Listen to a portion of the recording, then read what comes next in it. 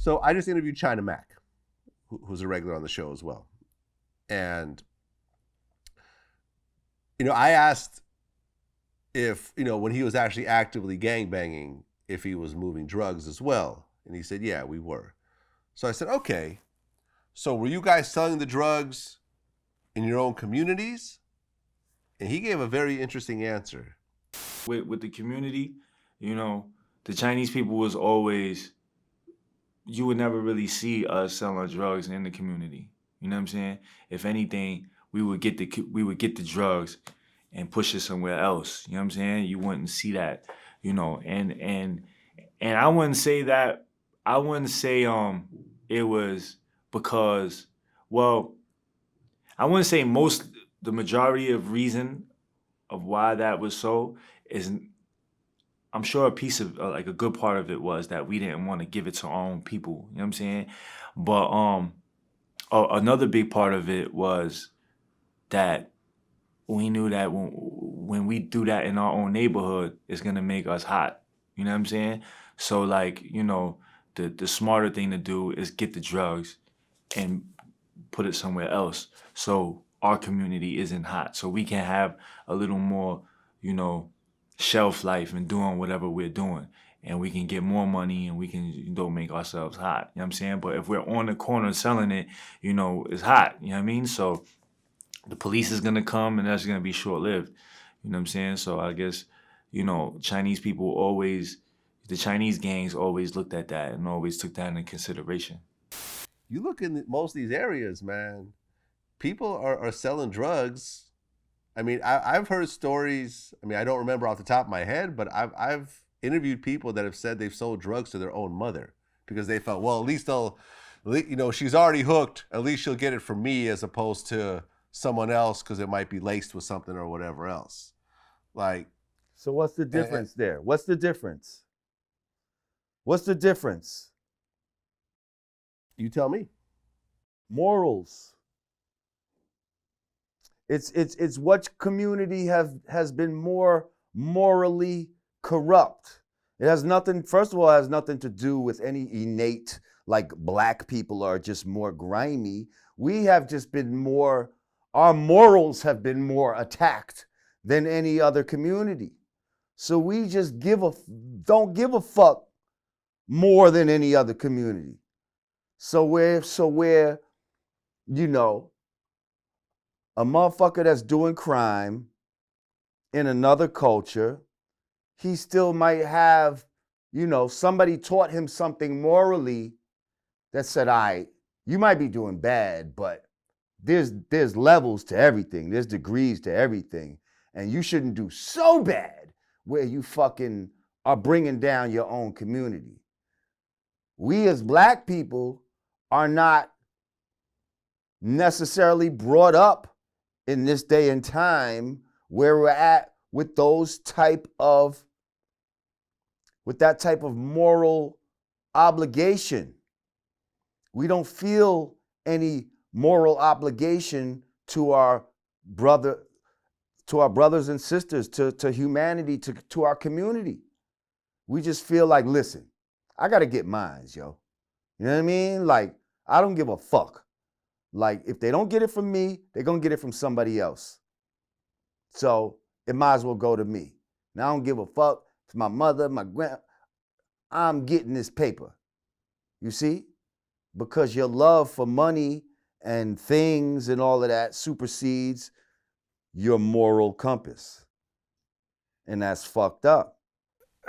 Yeah, I mean, I just interviewed Rico Reckless, and we talked about, selling drugs in Chicago and everything else like that. And I'm like, why don't you guys just stop selling drugs in your own community? And he goes, well, if we stop selling it in our own community, someone else will come in and take all that money.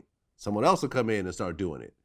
And I'm like, oh man, this is just such a fucked up mentality and cycle and everything else like that. Like, also, people do crime where they're most comfortable. Like, first of all, and it's harder for black people to leave their community and surreptitiously move through another community. See, white people, they can move from white community to white community and not necessarily, be noticed like that. Chinese people, shit.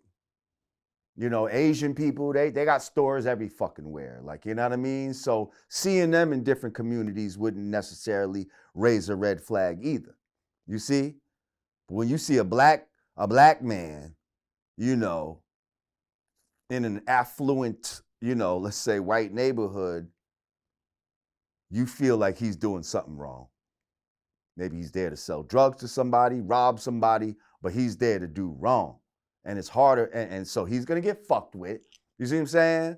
So now let's just say he was trying to transport drugs from his neighborhood to, that's a lot of heat going from point A to point B. That's a lot of stress. Every time the police pull behind, oh shit, are they gonna pull me over? You know what I mean? Like, you feel more comfortable doing shit in your own neighborhood. That's why there's a lot of crime, people do crime in their own fucking neighborhoods. I know this neighborhood. If I have to run from the police, I know exactly what fucking backyard to run over. And Mrs. Jen, she always leaves her gate open, so I could just run through that. And that one don't have a dog. When you in somebody else's neighborhood, you don't know the lay of the land, nothing. You fucked. So that's part of it too. Well, Nipsey got killed. I mean, although the person hasn't been convicted yet, the person charged with the murder was from his own neighborhood. Like, this guy was a known guy in that neighborhood. He was actually a Rolling 60s, member as well.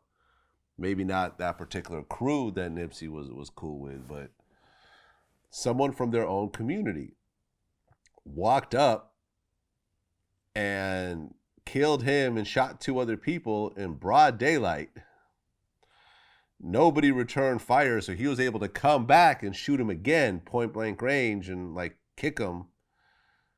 And it was like, God damn, man. Like, it was just a horrific story.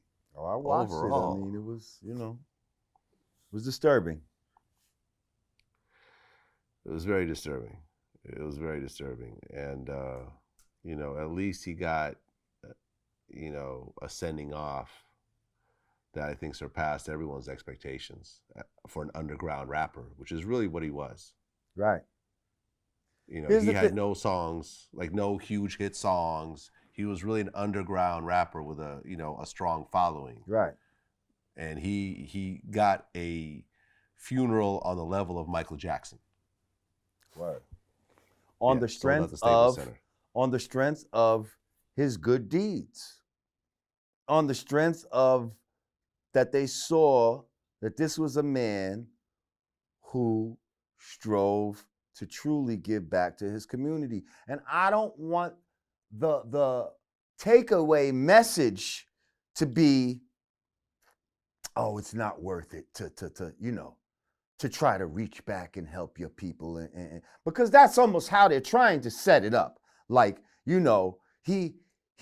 got killed for trying to help, and I hear what Godfrey's saying about, helping people from afar and all that type of shit. But at the same time, man, sometimes you got to get your hands dirty, man, and shit is gonna be what it is when you're helping people. You know what I mean? Like you could not be helping people and be in your own secluded fucking place and still get fucking killed. See what I'm saying? So there's no guarantee of nothing. I just don't want people to feel like it's futile to strive to do for your community, because it's not. Because there's plenty of niggas that get killed, doing fuck shit all the time, and niggas keep doing that. Niggas keep doing that. So let's fucking keep doing this. Let's keep fucking buying stores and doing shit in the community. Fuck it, they can't take us all out. But let's not use that as an excuse to not do some positive shit. Let's not set it up for that. I agree. I think that's a great way to actually frame it. Think of all the people that get killed doing, illegal shit. And we rap about it every day and glorify it. People continue to do it. Continue to do One it. person gets killed helping, no one wants to help anymore. Yeah, no, You see what I'm saying? Fuck that. Yeah. That's a bad narrative.